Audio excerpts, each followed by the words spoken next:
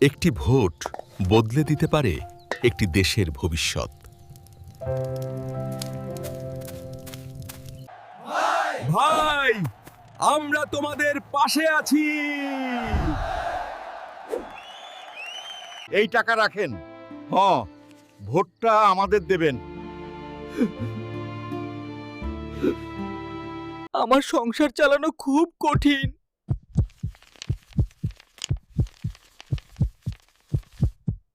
কে এসেছিল? ভোটের লোক টাকা দিয়েছে। বাবা, টাকার বিনিময়ে কেন ভোট দিব? আমরা যাকে সৎ এবং যোগ্য মনে করব হক দিতে, তাকেই ভোট দেব। তুমি ঠিক বলেছ। ও, ভোটের কোনো দাম নেই।